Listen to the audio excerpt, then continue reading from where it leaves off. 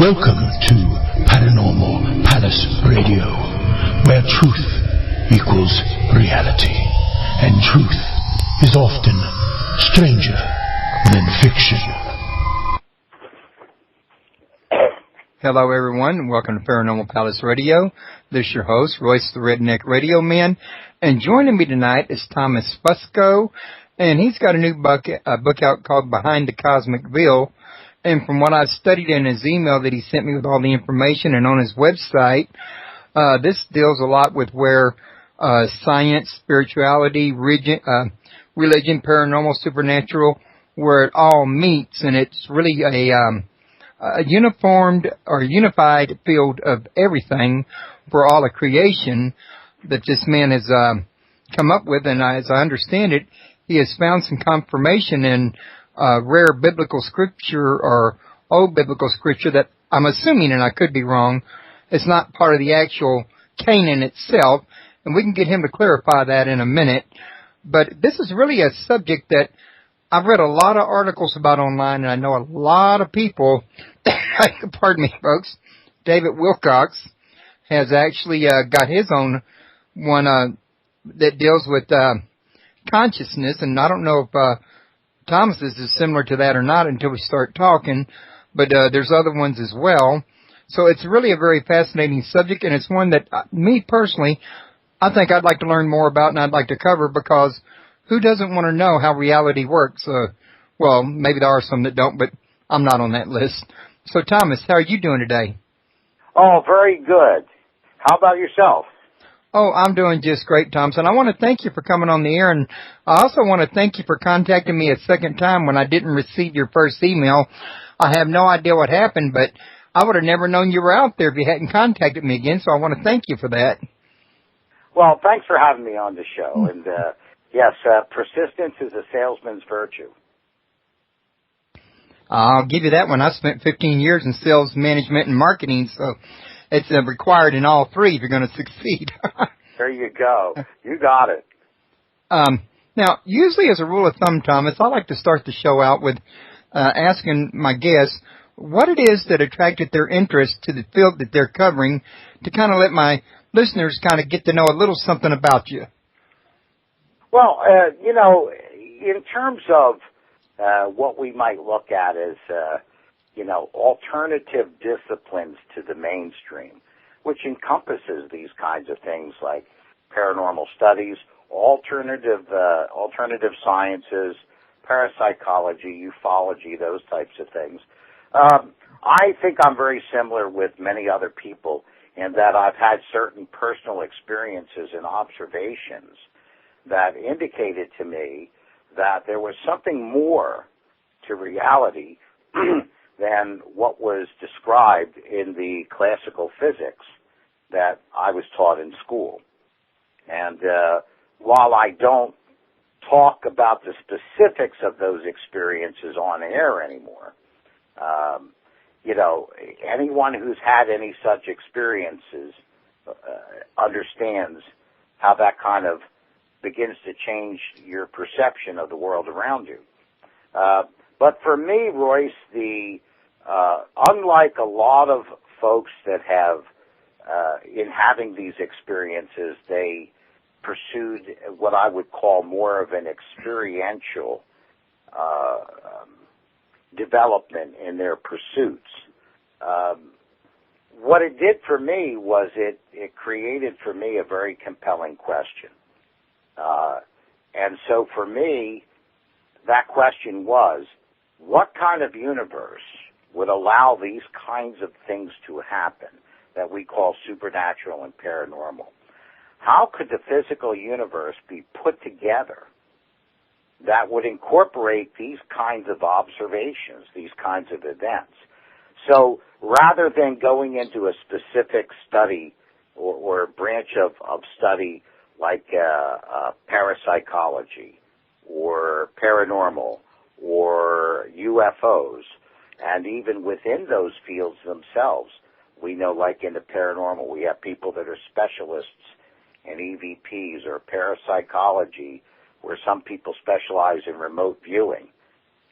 What I wanted to do was look at the whole enchilada I wanted to look at the entire universe and say, okay, let's find a model that fits that. And then all of these other fields should be able to be at least accessible and recognizable as something that is consistent with the laws and principles by which the greater system is put together. So I've actually come into the study of the paranormal almost like from the back door or from the outside looking in. And it's given me kind of a unique perspective, and it's allowed me to escape some of the stumbling blocks that are caused by traditional thinking and, conventional beliefs in a particular branch. Yeah, I think those particular beliefs can be big stumbling blocks, especially when you etch them into stone and don't leave room for them to be modified further down the road if need be.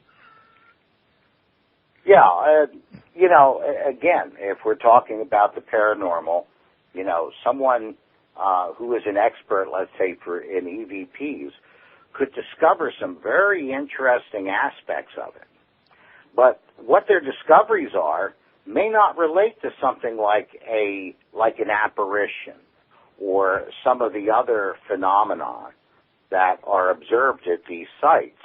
And so while their model of EVPs may be very compelling, it doesn't accommodate all of the other phenomena that's being observed at these same sites of hauntings. So there is certainly an advantage of taking an overview, kind of looking at the forest from above rather than being, stuck with studying a particular species of tree in a specific location. Okay.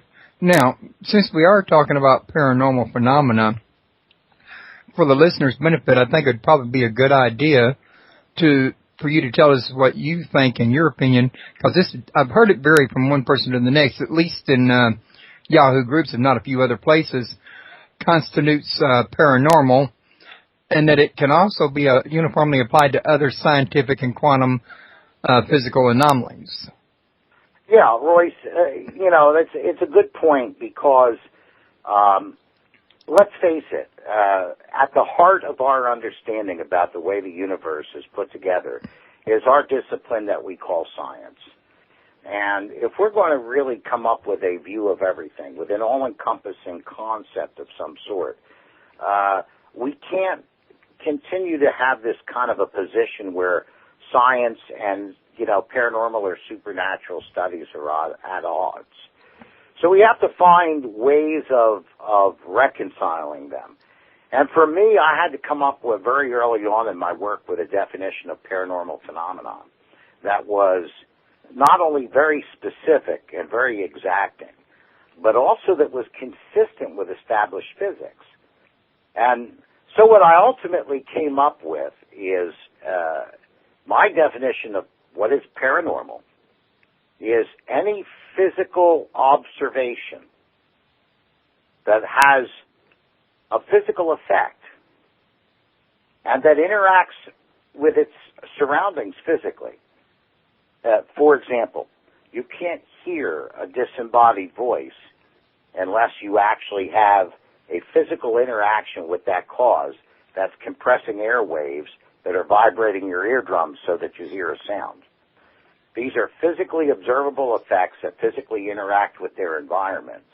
Like normal phenomena, what makes them paranormal is that there is no locally positioned direct physical cause connected to the effect. So, for example, in a normal voice, we have this vibration of the air column, a compression wave that recorders or our eardrums pick up, translate into sound. In a normal voice, the local physically connected cause is our vocal cords. They are directly in contact with the air column that is vibrating.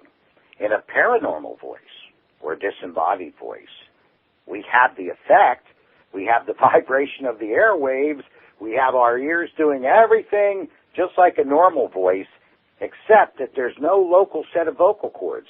There is no physical, locally connected cause to the effect. And so this brings us into a scientific definition that is already existing. It's called non-local causality or non-locality. It is an effect with no local physical cause. Now, we observe a lot of things in science that also are mysterious because they're non-local effects. We see a lot of it in quantum physics. We still see this in the dual slit experiment, which we might talk about a little later. We also see it in certain aspects of gravity. So here we have a definition where we can combine a number of different elements from various disciplines under the same scientifically consistent, logical, and workable, functional definition. Right. And, I mean, there's a lot of things that would, fall under this, and some of them are, readily admitted by science and other ones are not. Like, for example, free energy would not be admitted by science even though dark matter is. Well, you've got a point there. even though with dark matter, there's a public persona, a public presentation from the scientific community as to what image they're projecting with that particular idea. But internally, they are fully aware that that concept is completely hypothetical, and they have no stitch of physical evidence for it. But free energy, yes, that's another aspect that has not been researched as well as it should be. And as I understand it now, there have been tests run that have confirmed that there is no empty vacuum, that any area of space whatsoever does contain energy, but yet they're not willing to go into research and advance this theory. Is that correct? In part. What we have is a theoretical idea, a theoretical construct, in that, how would I put this in a real good way that would also tie it together with other things? Let's think about Einstein, and let's think about his particular work and what he taught us about space that we didn't understand before. Under Isaac Newton and Newtonian physics, space was understood to be an empty vacuum, an empty void, just a nothingness that was occupied by physical content, atoms, molecules, matter and energy, but they occupied empty space and they moved through time. This was Newton's vision. Einstein taught us the reality of the substance of space. Einstein taught us that it is a continuous field that is defined by and characterized by 4 independent variables: height, width, depth, and time. That it is actually a substantial field, and that rather than being occupied by matter, it was the concentrations, the areas of higher density within that unified field that he called matter points. So basically what he was saying is that space and time is a continuum, and that matter is actually a continuation of the spatial field. It's just a highly concentrated location within the universal spatial field. Now, if this can give rise to matter, then we also have to understand it being a field, that it must have some base frequency. And with that base frequency, we would expect that every location in the universe would have some kind of a substance to it that could be tapped into. And this is the very broadest sense of zero-point energy. The problem is, from a physics point of view, is the challenge in actually finding a practical way to exploit that theoretical idea. And this is where the debate goes back and forth with. And I don't think that we're at a point yet where we can absolutely for certain demonstrate continuously and repeatedly and predictably some type of a mechanism and a theoretical model from which that mechanism is derived that absolutely demonstrates 100% of the time the ability to tap into the zero-point energy. Doesn't mean that it's there, that it isn't there. It just means that it hasn't been sufficiently compelling for the investment dollars that are required to be pumped into mainstream science in order to actually make the discoveries that are necessary in it. Yeah, I've kind of had that impression before that a lot of what really makes it to the mainstream has to do with what's worth money. You're without a doubt, Royce. I mean, if you just stop and think about it for a minute, you have these physicists and scientists. Very few of them are wealthy, that they have these large sums of money. All scientific research has to be funded by somebody or some organization. And all of these organizations, whether they be private industry or governmental bodies, they really are expecting some sort of a return on investment.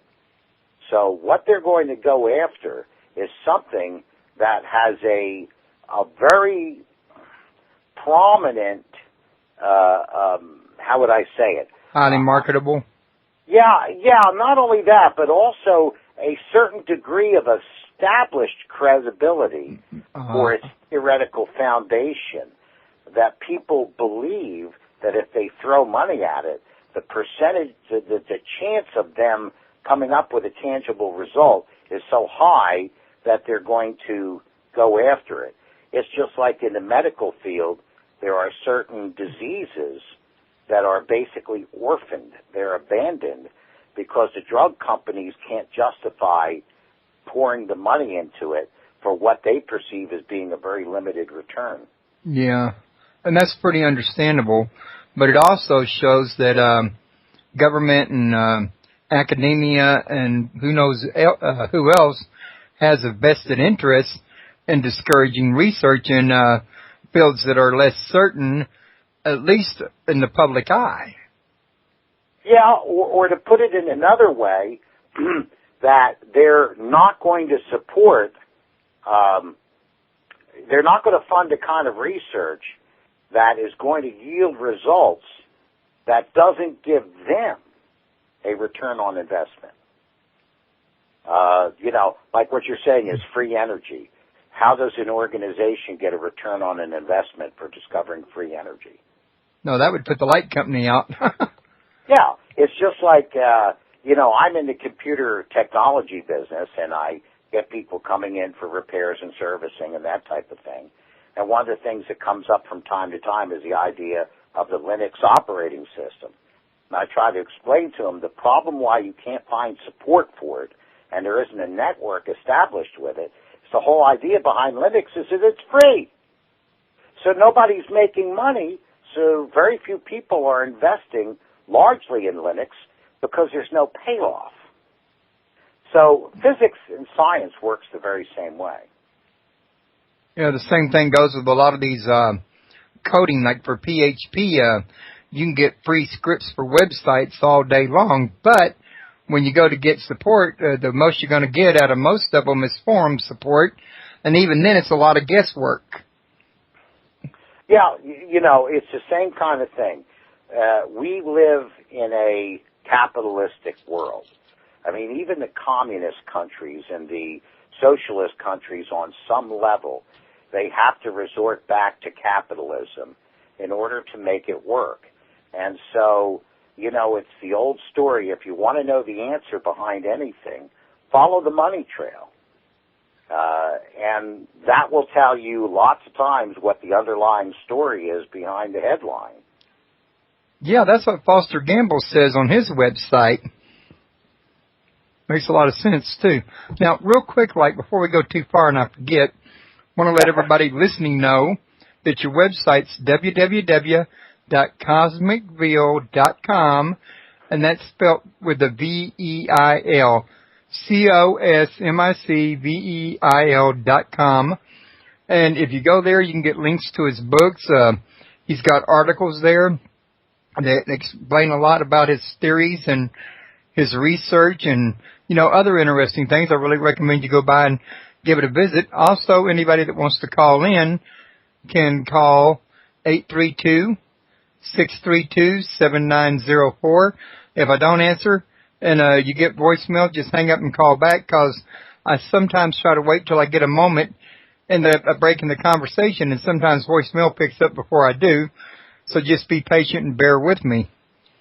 Now, getting back to the book at hand, wanted to also mention to you that your formula is partially based on geometric bending of space, combined with the materialization of extra-physical information within these bends, can explain the mechanics behind all the primary apparitions, disembodied voices, etc.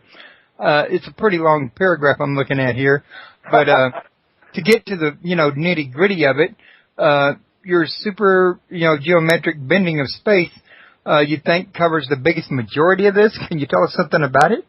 Sure, absolutely. And really, what we want to do with this is actually stand back from any particular field of discipline like the paranormal, and first take a look at reality as a whole. And this is where my work differs from a lot of the other things that your audience may have been exposed to before.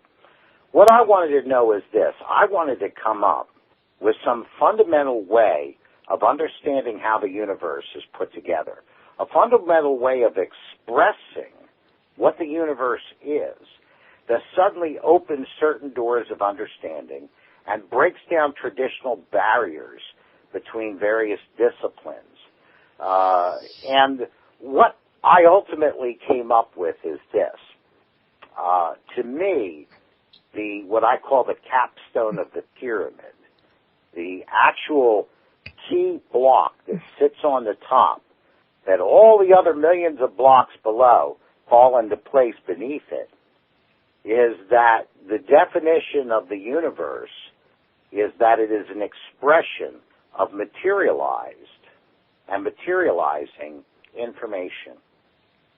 Now, one of the modern precepts of physics is that everything is built from information.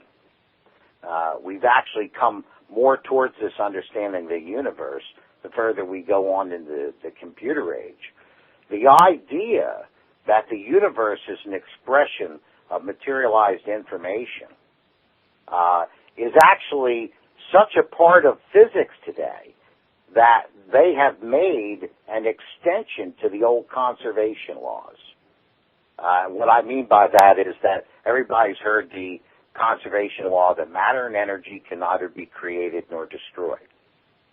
Today we have an extension of that, Royce, that's called quantum unitarity. And what that says is that information, the information from which matter and energy is built, that too can neither be created nor destroyed. And so this is a modern concept. The only difference is, first of all, is that out of all the different perspectives that you could have on the universe, to identify this particular aspect as the fundamental expression of a definition for reality. Now, once we come upon that, we only have two other things that we need to consider. We need to consider, number one, the source of that information, and number two, the mechanism by which that information materializes. This is really going to the most simple and fundamental, almost childlike, kindergarten way of looking at it, which, surprisingly enough, Einstein was in very much support of that kind of an idea.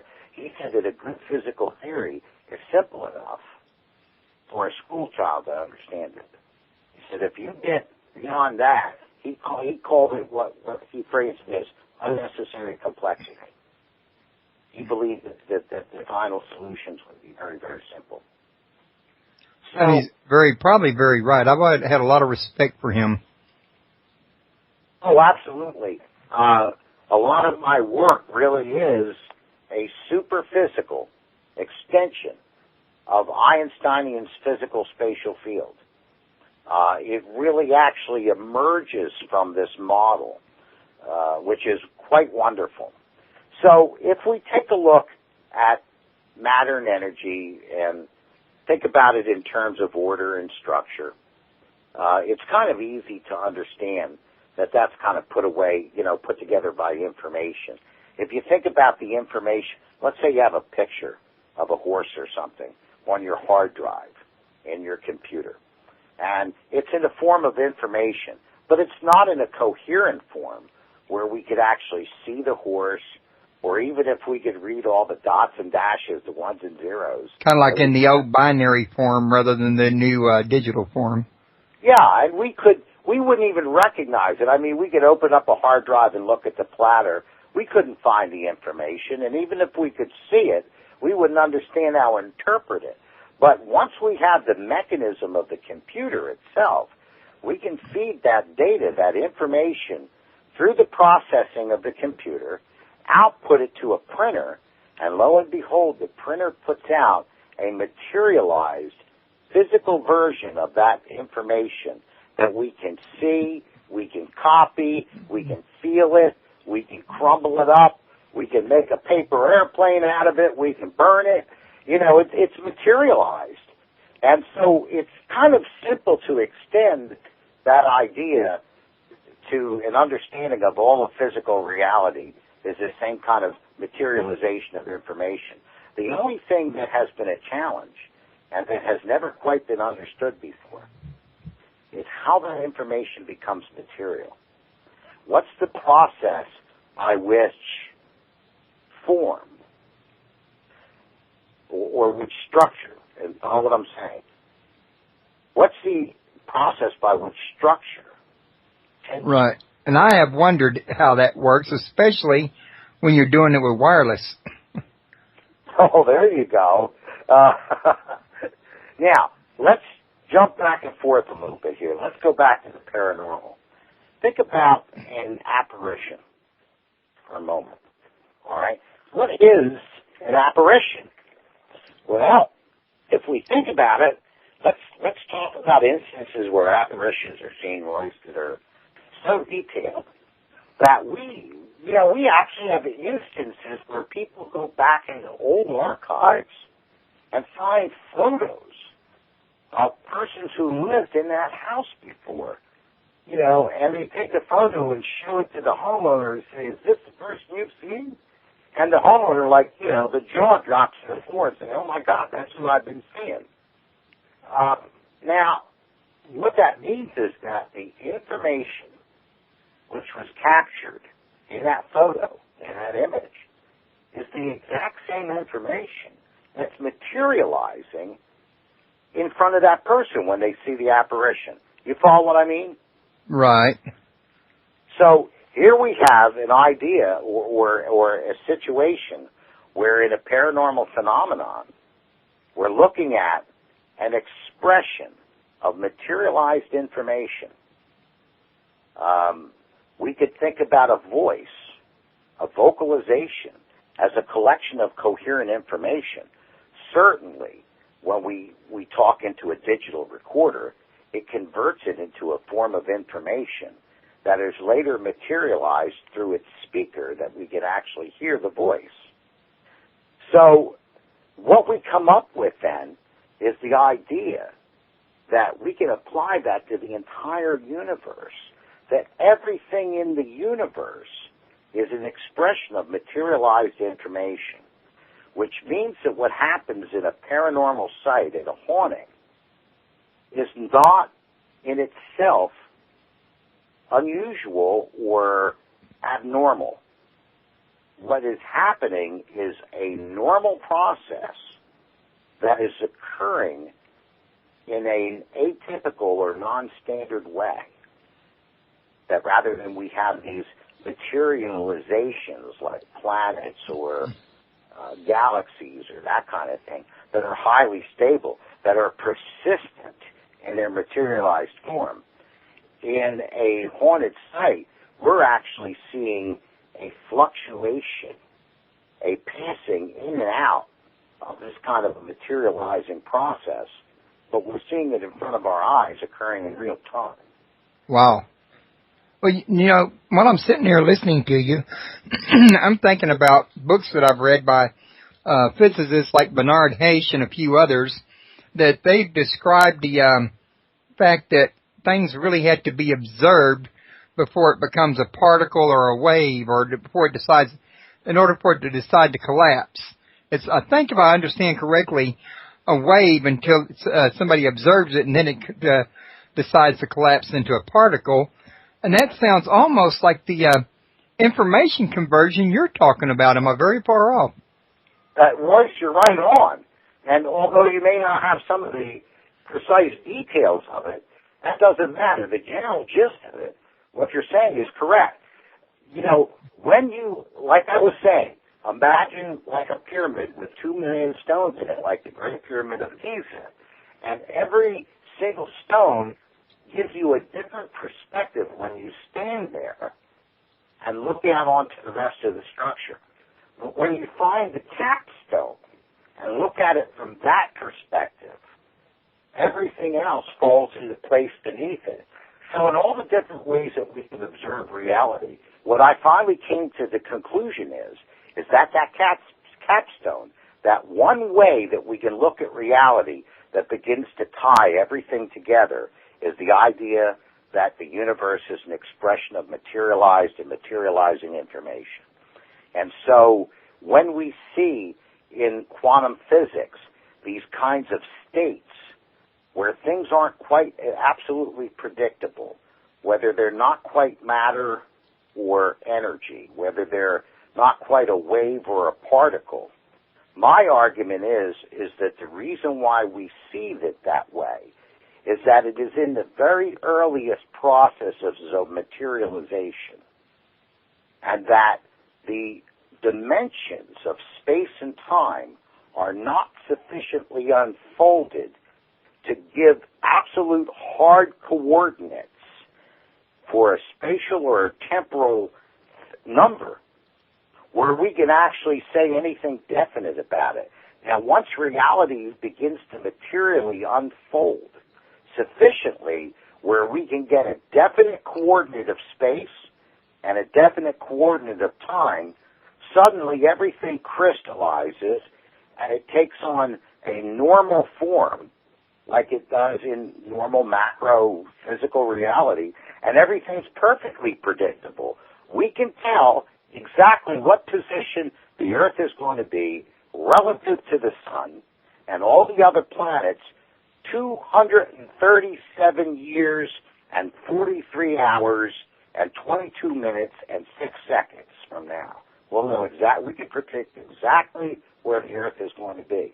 That's because reality has become so fully materialized that the dimensions of space and time are unfolded sufficiently for us to determine exact coordinates.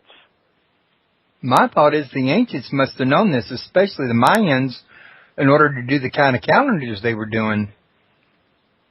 Well, you know, that's very interesting, and that's a whole other field of discussion. And of course, you know, that taps into the, crosses into the kind of the ancient astronaut controversy. Yeah, one of my favorite areas. Now, I'm neither a proponent nor a detractor of the ancient astronaut theory. What I say is this, based on my understanding and based on my model of the universe, is that the idea that ancient astronauts were here and contributed in some way to these things that we observe from the ancient world is entirely feasible. It is entirely believable, and it would certainly serve to answer certain questions that mainstream archaeology has not been able to answer correctly. What we needed to make this thing something very real, to make this a very hard mainstream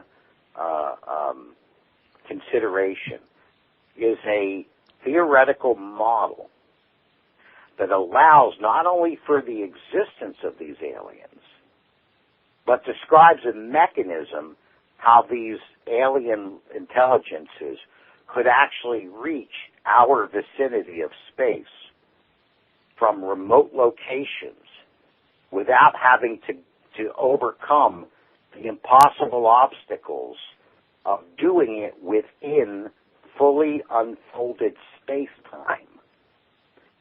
You know, that's when space-time is fully unfolded, this is where we run into the obstacles of speed of light.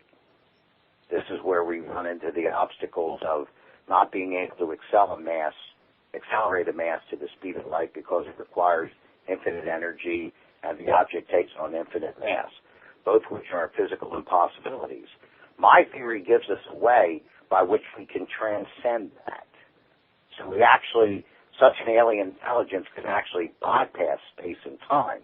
The understanding of that science gives us the ability to technologically reproduce all the kinds of effects that we see at work in a haunted house. Because think about it. If the phenomena of hauntings, what we see in a haunted house, Royce, are physically observable, that means that they must be behaving according to the laws and principles from which the universe is assembled. They can't be working in a way that's contrary or outside of what those physical laws and principles are. We're still in the process of discovering those laws and principles. However, once we discover them, and we were able then to build technology based on those principles. What do we see in haunted houses?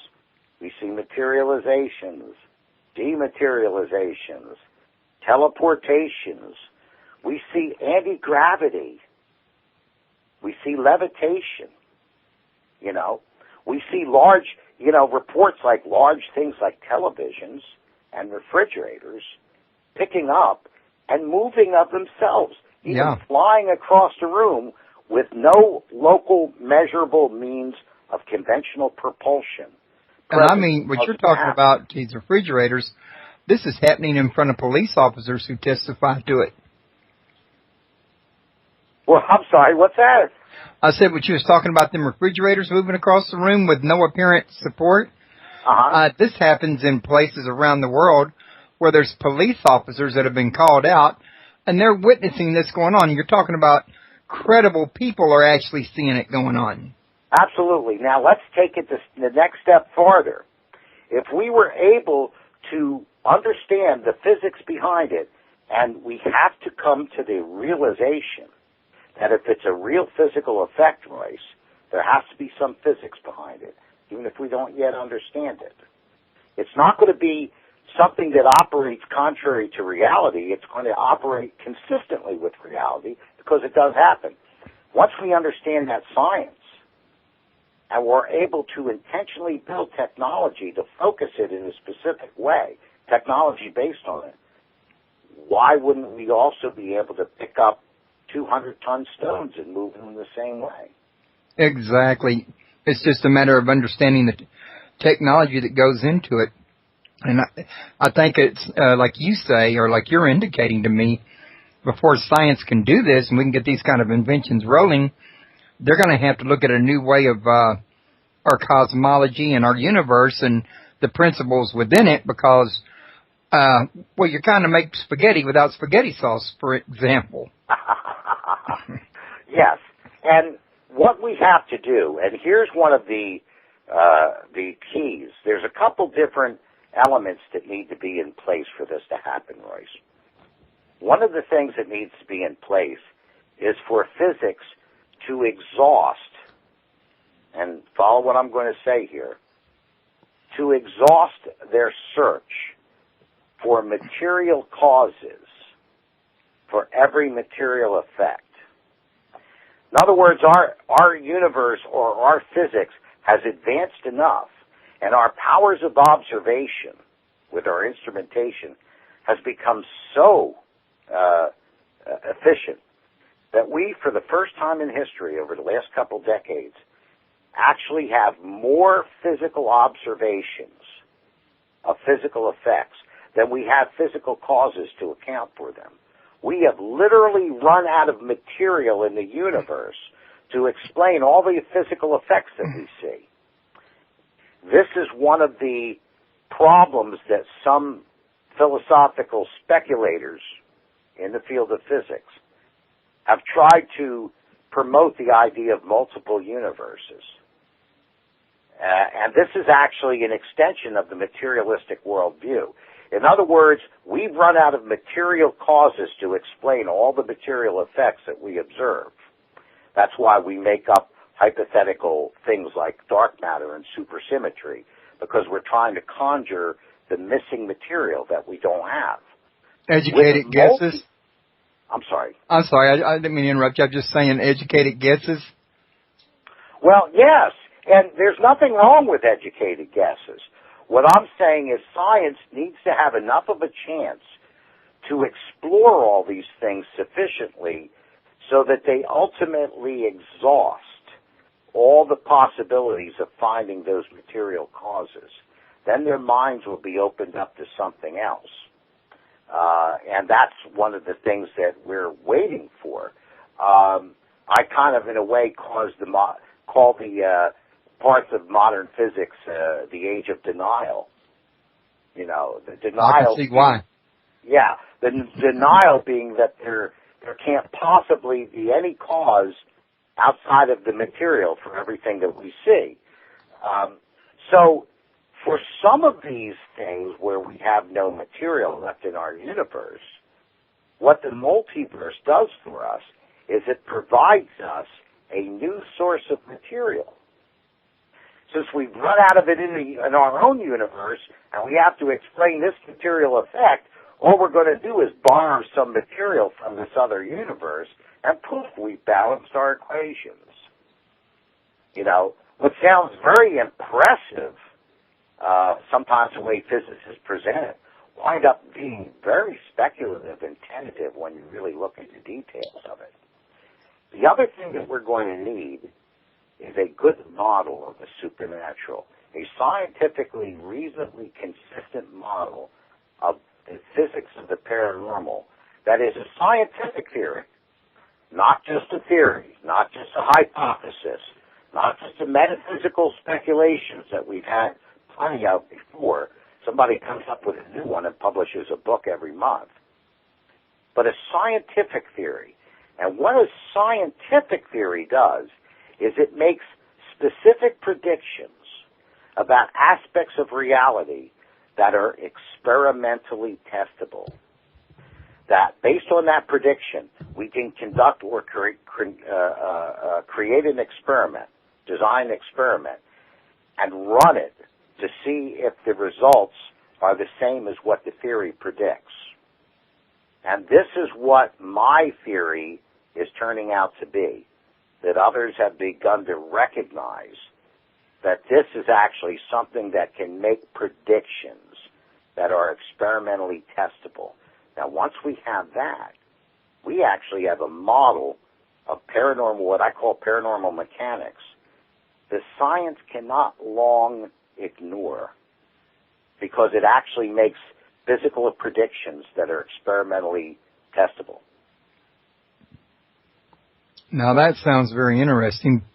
And before the show's over though, I do want to mention to you, I mentioned it earlier, you said your work was based on a biblical cosmology that's been missing even though it's been in plain sight. And I'm assuming that what you're talking about is one of the extra biblical works. Can you tell us a little something about the work you're referring to? Yeah, absolutely. And, like I said, we don't have a whole lot of time to go into great detail. It's all explained in my book. But to explain it kind of just basically and rudimentary, what I wanted to do was not only to have a model that is consistent with science and breaks down the traditional barriers between science and the paranormal or the supernatural, but also breaks down some of the barriers between traditional spiritual perspectives, between religious principles that most people innately, somewhere within ourselves, have an innate sense of it. And so that's one of the things that this model does, too. So, for example, we talk a lot about good and evil in this world. I mean, even people who are atheists understand what good and evil means and can recognize it in our society and label it that way. What if these are creational forces? Think about it for a second. If we have a God, like described in the Bible, a creator like that, he's all-knowing, he's all-seeing, he's infinite. He has no beginning and end. He is unchanging. He is always the same. And so that's something that is completely unlike physical reality. Now let's take a look at the realm of the physical. It's timed. It's spatial. It has a beginning and an end. Everything in it is in constant flux and change. Compounds and materials break down and build up and reform into other compounds. Life lives and dies. Mountains form and break down. Everything exactly the opposite as God is, as we understand God to be. Well, if that's the case, and a creator, an infinite creator, decided to create a finite universe, he couldn't create it within himself. It wouldn't exist. Because infinity cancels out what is finite, physical reality. Or to say it in a religious way, like from the Bible, corruption has no part in incorruption, because the incorruption will instantly dissolve the corruptible into nothing.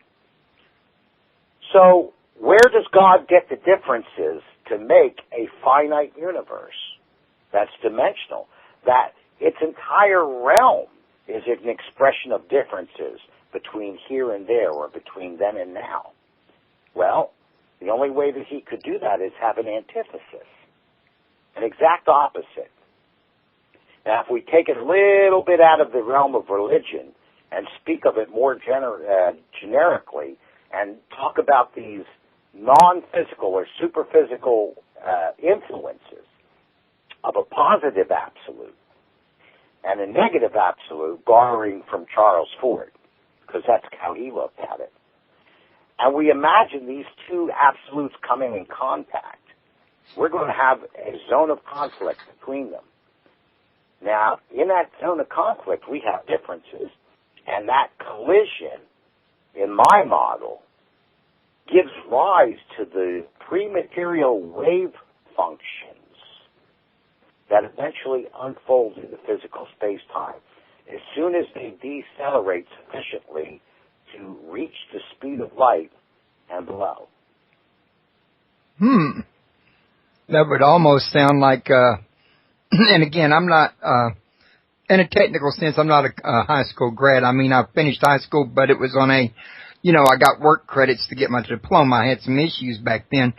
But, in other words, I'm not a scientist or a physicist, but I'm a good old boy that listens and has some fairly good comprehension and common sense, I think.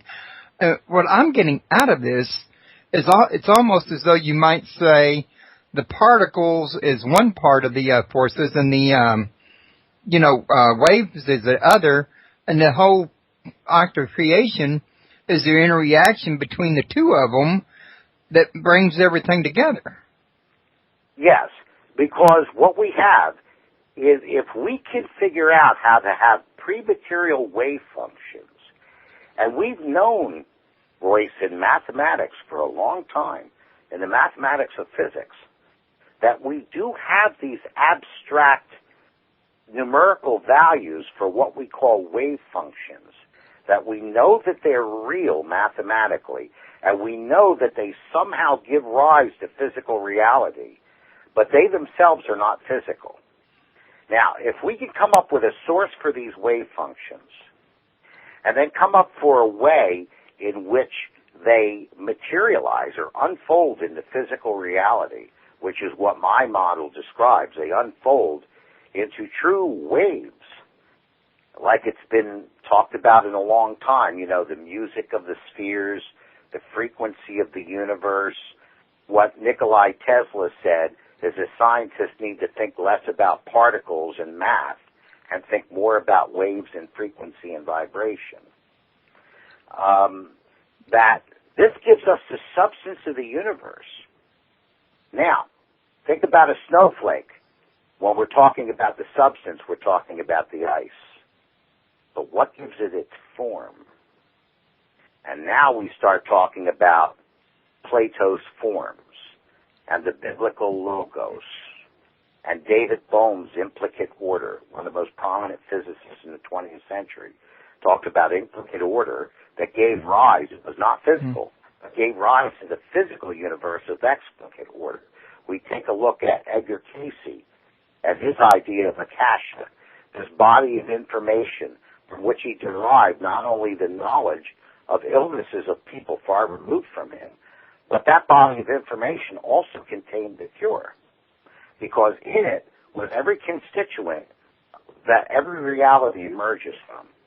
When we start putting this all together, this model, this super geometrics that I call it, gives us an actual, for the first time, a unified concept where the supernatural, the physical, and the spiritual all together in one single and actually quite simple model. Yeah, it sounds like it's overall a pretty simple model and like a, one that would really work. Is this model actually being tested scientifically as we speak? Well, one of the aspects of my work, what's been scientifically tested already, is some of the predictions that it makes by a paranormal phenomenon. Most of the people in this particular field are familiar with a man named David Roundtree. Yes, actually, he's been on my show before. I have a lot of respect for him. David is very advanced in the field of scientific study of the paranormal. He's kind of, in a league by himself, above what the current state of the art normally is. Mm. And he has conducted some extremely unique experiments, and very cleverly devised experiments, too, far beyond what other people have been doing. And he and I met on an interview in February, and we started comparing notes. And we never even knew each other. This work was completely independent of one another. And so while I'm talking, I'm saying, according to my theory, we should have an emergence point, a spherical expansion of local space. And the things that expansion will be detected will be changes in barometric pressure, changes in temperature, changes in gravitational field. And on three axes, not just the single axes of the gravitational field pointing to the center of the Earth, but their own independent, multi-dimensional, multi-directional gravitational fields emerging. Dilations in time. Predictions that EVPs could be recorded in a vacuum or with the diaphragm of the microphone surgically removed because it's an electromagnetic compression wave coming from the interface between the physical content of the local space and the swelling of the space-time bubble interacting with that. And one after the other, David Roundtree is telling me, I conducted that experiment and that's what I found. I conducted that experiment and that's what I found. And on and on and on. To a point, Royce, where what David Roundtree and myself are collaborating on right now is so far ahead of the current state of the art that not only is it almost like comparing Aristotle to Newton in terms of their physical theory, but it's so far beyond the state of the art that we struggle to get people to understand what the enormity of it is. They understand what we're saying, but they can't grasp the enormity of it, the ramifications of it. Other predictions that it makes. It predicts that in the early universe, that the percentage of gravitational lensing in the universe as to visible mass was lower than the percentage that it is today. It predicts that the early expansion of the universe, which is unexplainable so far, is because the first moments of the Big Bang were superluminal. So it makes predictions that extend far beyond the field of paranormal phenomenon. I'll tell you something, Royce, every time I talk about it with somebody for the first time, it gives me the chills. And I've worked on it for 30 years. It gives me goosebumps. It makes my hair stand on end. We are on the precipice of one of the greatest discoveries that I believe has ever been made. Well, if you this here continues to test like you are, I would say I don't see how it could be anything other than that. And the like you said, the total ramifications, not only in the changes in history, but in what it offers the future as well as the present. I mean, it's inventions. You think they've been exploding this far? They would really explode. We're talking about understanding an aspect of reality that has never been grasped before, where we can actually manipulate the very face of reality. And we can actually change and manipulate the very elements that surround us. David and I firmly are convinced that within the next couple years, he and I will be in a position to submit to mainstream science for peer review the first published paper on what we call paranormal mechanics. You know, I might be wrong about this, and from time to time, not real often, I wouldn't say, I don't recommend other authors and their books on my show, and I usually do it when I think there's a relevance between my guest work and their work. And I got a lady who's been on my show many times. She does a lot of the similar work that you and David do. Her name's Marie D. Jones. You may have heard of her. Oh, yes, of course. In fact, Marie is personally acquainted with David. Right. She's also personally acquainted with me, and she's a very nice lady. She's got a book out about the Holy Trinity and the numbers of three that deal with the conscious and superconscious and unconscious, and I might get that wrong. I haven't read that book in over a year, but you kind of get the idea. I think this consciousness it plays a role in what you two you and David are working on, in other words. Yeah. In other words, what has been done before, and there have been some people that have really made some conceptual breakthroughs and made some of these connections, like what you're talking about, like Marie D. Jones's work, this type of thing. There's some things that Barry Taff has come up with many years of investigating. What David and I are doing is we're filling in the blank. We're actually showing for the first time the machine that converts all of these things into reality. In other words, the difference between recognizing the patterns of information on the hard drive and what their relevance is, and actually defining the computer itself that materializes that information into reality. That is going to be one big, huge product. How much further down the road y'all think y'all are going to be before you're looking at it, getting something public on this? I know you got your book, but you know what I mean by result-wise, in other words. Well, what we have to do, there's two things that David and I have to do. The first thing is that we need to begin, and we just haven't had the time, to actually sit down and devise new experiments that either he or I haven't thought of before, based on this model. What we've done so far, what he's done and what I've done so far is great, but we need to see how far we can take it, what the limits are of it, and what else we can predict that we can make experiments on and find, predicted findings with it. The other thing we have to do is kind of work out a little bit of the difference in what he and I consider to be a non-local source. And this is where it gets very interesting. I talk about a superphysical overlay on reality. that, contains this body of information, this akasha, this implicate order, and that from which these pre-material wave patterns occur that actually unfold into physical reality. David looks at it in a little bit different way. He looks at this emergence point at paranormal sites as being the mouth of an Einstein-Rosen wormhole bridge.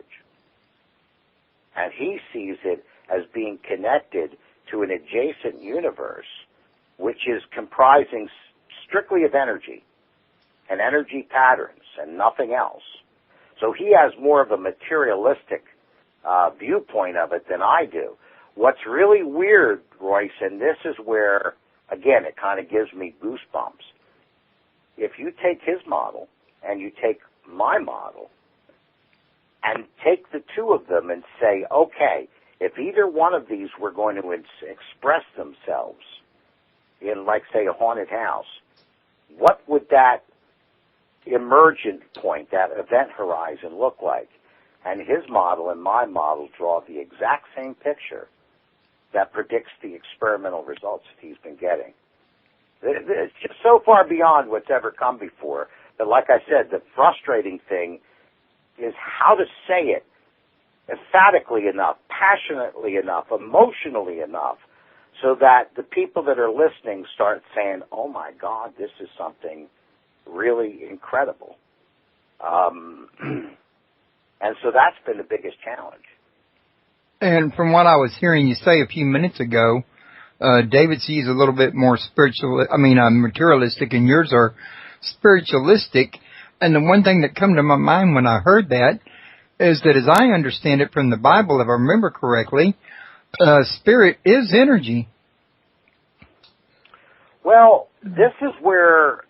it's a different kind of energy, but I'm saying, are they really that far apart, or is it just a little nuance or semantic that's keeping them apart?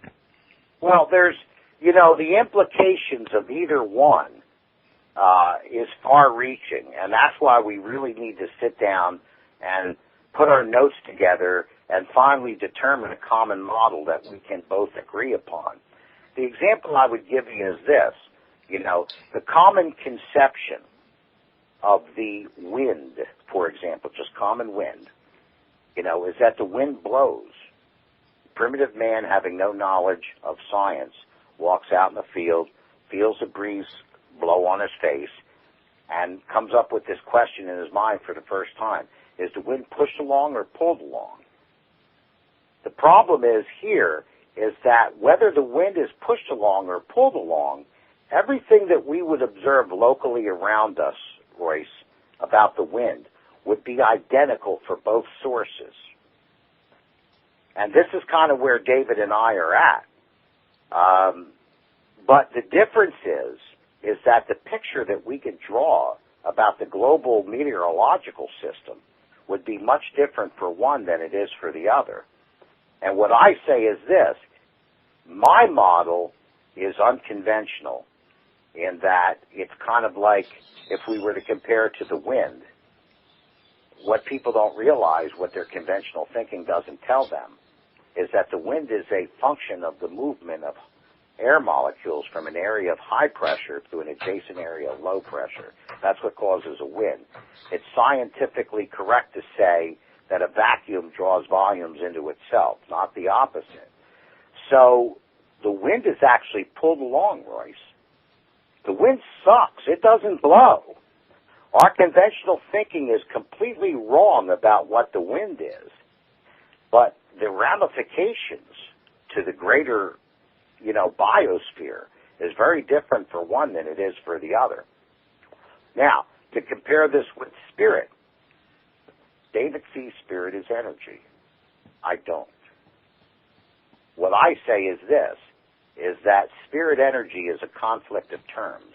It's like saying honest politician. Because energy is physical, but spirit is non-physical. Therefore, they can't be the same thing. And the argument that I give is this: for people who think that spirits persist forever, they can't persist in an energy form. Because when our sun goes supernova, It'll burn up this earth, and it will destroy all ordered structures and all matter and energy, so that everything becomes chaotic. Without an ordered structure, a spirit can't be stored in an energy form that retains its personality, its knowledge, its form. It's completely destroyed. So if you believe that spirits are energy, then you believe that all earthly spirits will die when our sun goes supernova. That's an interesting concept. I was going to mention to you that it's 9:05, so we've been going for a little over an hour now, and I was going to suggest, since we're riding a little over, if you don't mind, because I hate to hold you up, I've got a couple of more questions I'd like to throw at you real quick. One of them being, now I had that just a minute ago. Let me ask you this one, since it's on my tip of my tongue right now. How would you describe God in your model? Oh my! Oh my! If we were to look at it from a philosophical or even a pseudo-scientific way, I would have to go back to Aristotle and Newton's prime mover. In other words, God is the prime mover. He is the cause, with a capital C. He is also the source of order, with a capital O. That everything emerges from that. As far as speaking of God as a deity, that's religious.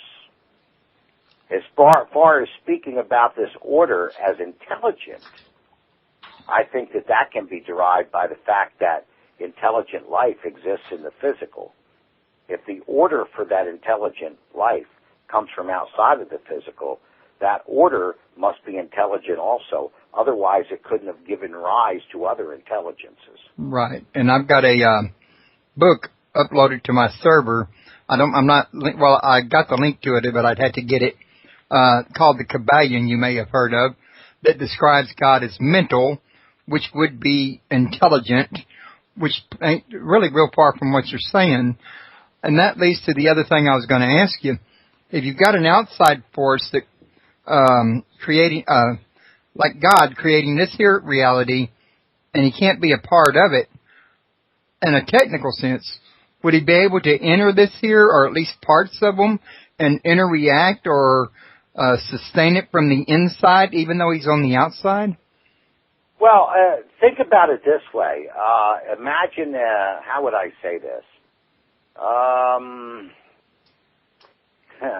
Imagine if you were to think of the substance of the universe. Well, think about this implement that people use in a kitchen, sometimes commercially, where it's a French fry maker. They put a potato in the machine. It's got a blade cutter in the front with all kinds of various patterns. They can change the blades. They pull the lever down.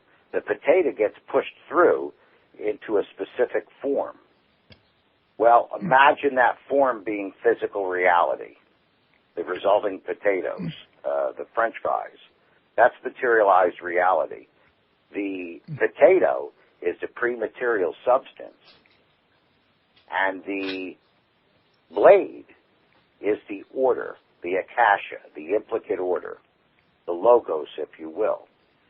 Now, if you're the cook, you could certainly change that blade, and you could certainly manipulate that potato or put a carrot in it or whatever.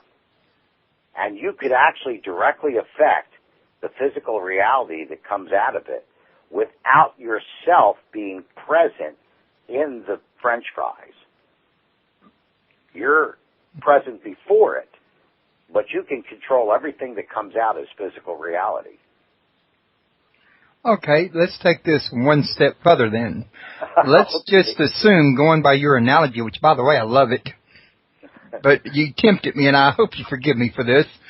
Let's just pretend, on another analogy, that we're that French fry, and we had to, where would we as that French fry become animated or alive if the source was not inside of us?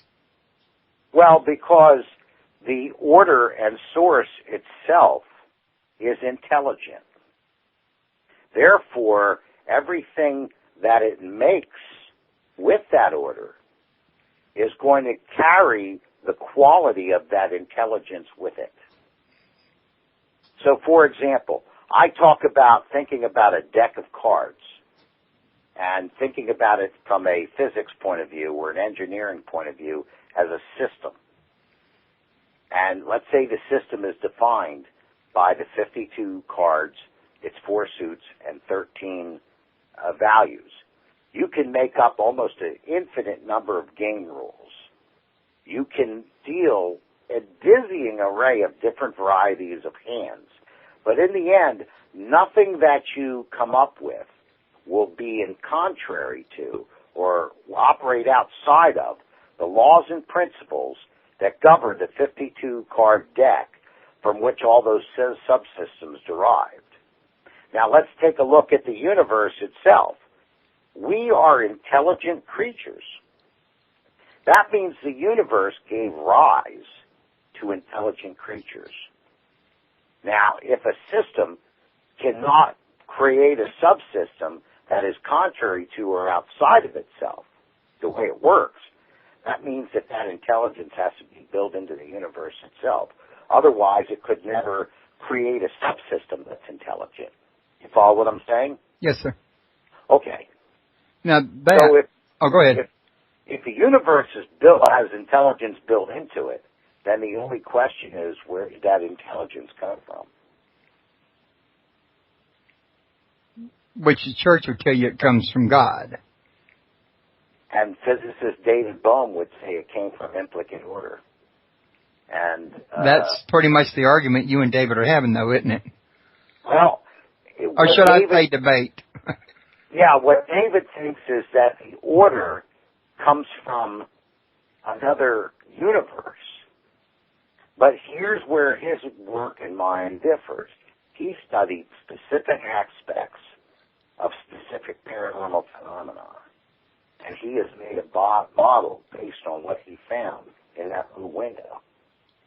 I've made a model that describes the entire building, which his window is only one pane within that building. Maybe what you two need to do is meet together in person with your notes and writing in front of each other and run experiments at the same time. We are going to be meeting in October. I've been invited to a private VIP think tank event in November that is from a wealthy patron who wants to bring all these different people together in a conference so that they can interact and exchange with one another. We're going to have Richard Dolan there. Oh, wow. He's going to be on my show at the end of the month. All kinds of people that are going to be there. Now, I got on the list because of a personal friend of the wealthy patron. But I'm allowed to bring a guest. And my guest is going to be David Roundtree. Cool. And so him and I, when I go up to New Jersey in November, the end of October, I'm going to visit him. And we're going to sit down and have a meeting of our own minds, and then we're going to go together to this convention. That sounds like a great idea, to give you a chance to compare notes and maybe work out some of your differences before you go. You might even learn something new. Oh, yeah. I want to see all this equipment he's using. My goodness. He's figured out a way to make a remote paranormal investigative site, like at a haunted house. He's figured out a way to set up controlled laboratory environments to make the findings scientifically relevant and reproducible from one investigative team to another. And I want to see what he's doing, and we have to sit down and convince and compare some notes and devise new experiments that he needs to construct and conduct. Also, reading your bio, I see here that you got some events coming up. Let's see, in August 2013 in Edinburgh, Scotland, I think. And then you got a think tank and open discussion conference in November. Well, that's 2012. Have you already had that, or? That's the one I was just talking to you about. Okay. But the one in Edinburgh, Scotland, is going to be the largest event of its kind in Europe. And we're going to have Eric von Däniken there. There's a number of other people that are going to be there. It's a very big list. I've been very honored to be invited. Because people don't. Royce, I've been only on the public scene since November of last year. I've been in the field for less than a year.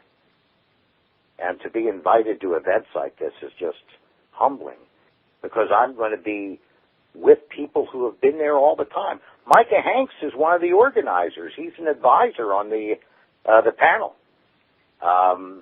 It's being organized by the Journal of Anomalous Sciences.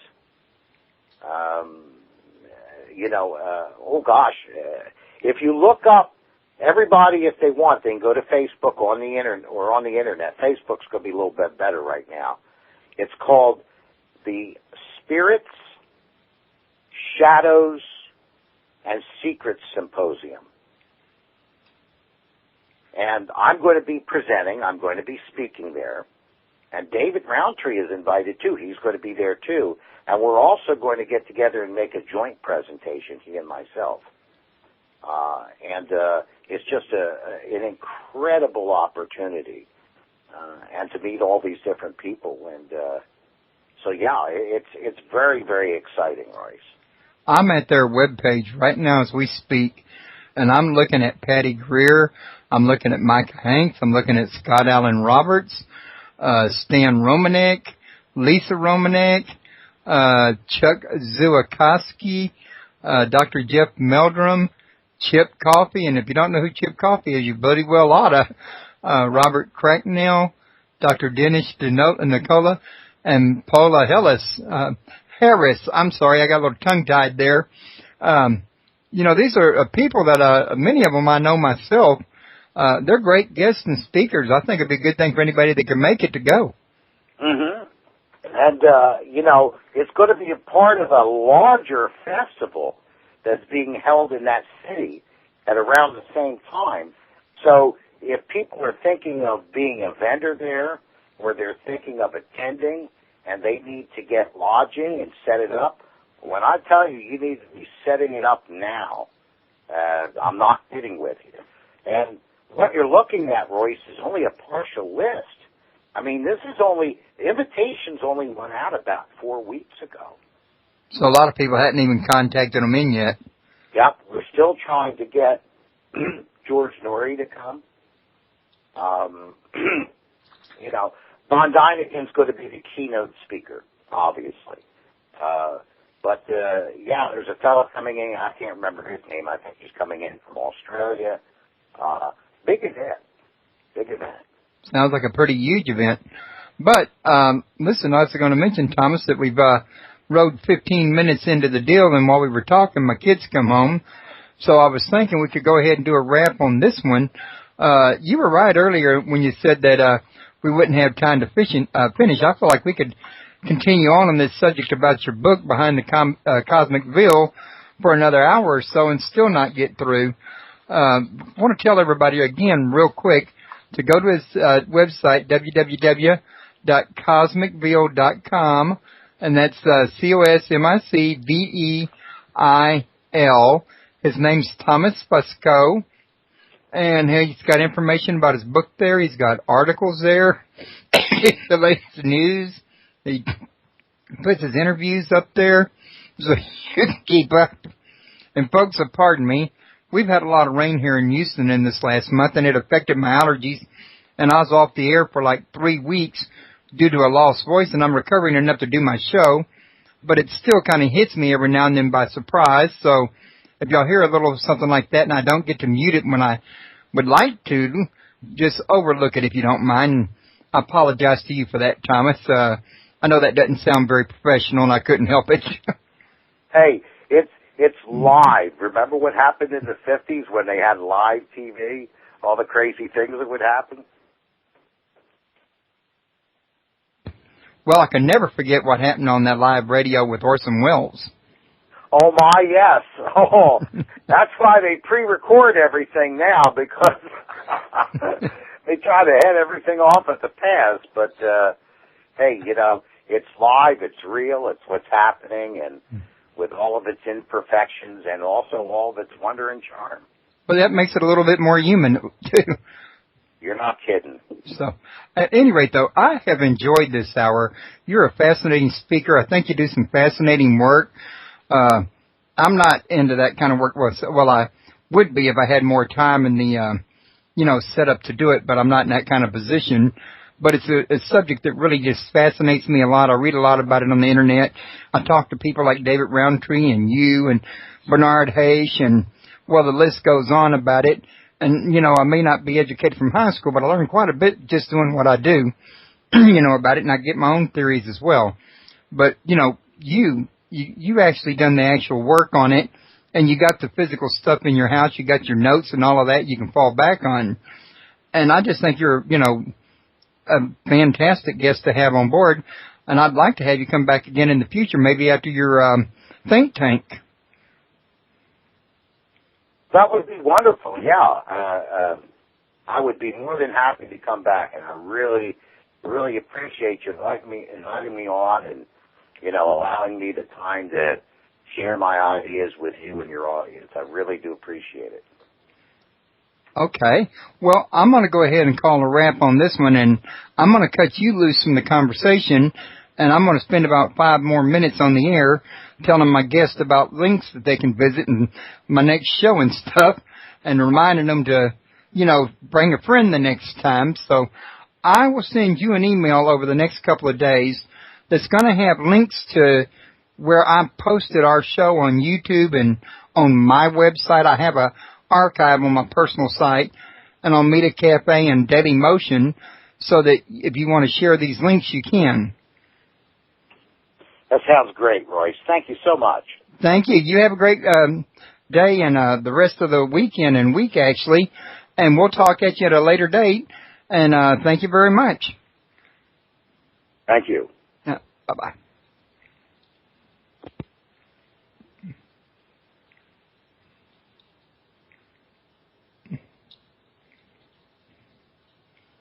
Now, folks, let me make sure I haven't disconnected myself yet. A nice show to be registering. Just real quick, as I've already mentioned before to folks, I'm catching up shows from during this time that I was off when I lost my voice. This Thursday, 2 days from now, on the 9th, at 8 p.m., I'm going to have Forgotten World's Arthur Patrick Chouinard. That's it, assuming I'm pronouncing it correctly. I'll ask him when I call him. And we're going to be talking about ancient mysteries. And then this Saturday, we're going to have, from the Bodies of the God, Arthur Earl Lee, and it's going to be a return visit for him. And I've already sent out promotionals on it, and I'll be sending out reminders. Don't forget to invite your friends and,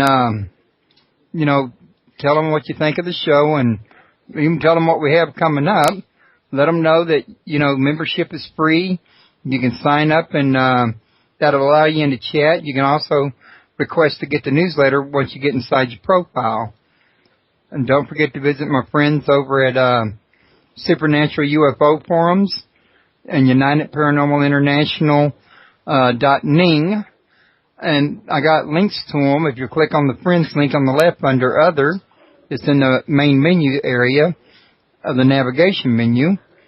And also under that, by 2 links, is radio favorites. If you want to visit my friend Gary Brown at UKPN Radio, or Jim Harold, who has True Stories by the Campfire, and Micah Hanks, who you heard me and Thomas mention of the Gralian Report, and Mark Snyder of Ohio Exopolitics. They're all fantastic hosts, and at least 3 of them have been on my show so far. I think you'll enjoy them. And in the meantime, I'm going to call tonight's show a wrap. You guys take care. Have a fun couple of days. I hope to see you back here for my next show. And hopefully with some friends we can get in chat. And y'all can talk and we can ask some questions. Good night, everybody.